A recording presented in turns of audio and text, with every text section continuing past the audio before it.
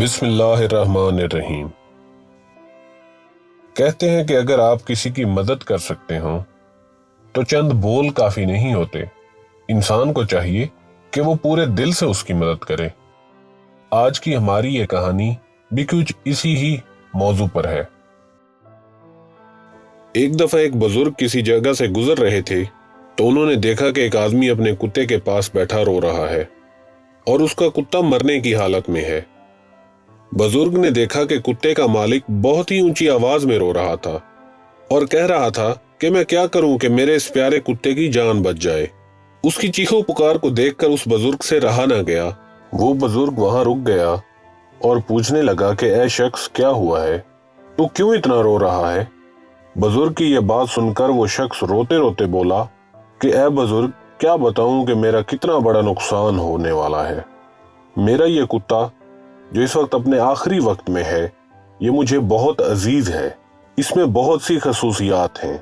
یہ بظاہر تو ایک کتا ہے لیکن شیر سے بھی زیادہ بہادر ہے۔ یہ پوری رات میری حفاظت کرتا ہے اور چور اچکوں کو میرے یا میرے گھر کے پاس بھی نہیں آنے دیتا۔ اگر میں شکار کرنا چاہوں تو یہ اتنا تیز بھاگتا ہے جیسے کوئی تیر کمان سے نکلا ہو۔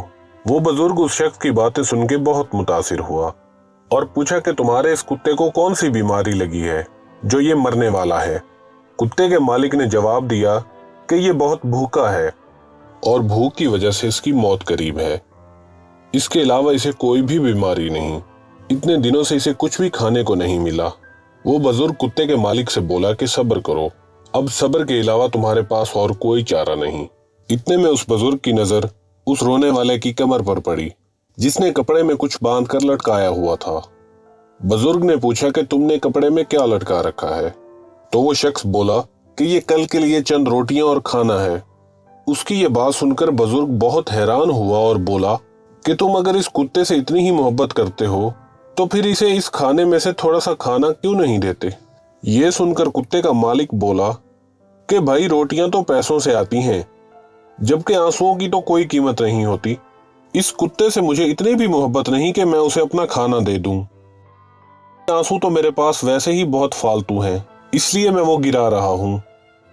یہ بات سن کر وہ بزرگ بہت غصہ ہوا اور کہنے لگا کہ لعنت ہو تجھ پر، تیرے نزدیک مٹی پر پڑا ہوا یہ روٹی کا ٹکڑا تو قیمتی ہے مگر آنسوؤں کی کوئی قیمت نہیں۔ لیکن اس شخص نے بزرگ کی باتوں پر کوئی توجہ نہ دی اور دوبارہ سے رونا شروع کر دیا، یہاں تک کہ اس کا کتا بھوک کی شدت سے مر گیا۔ کسی نے واقعی سچ کہا ہے کہ خود غرض انسان کی دوستی سے تنہائی بہتر ہے۔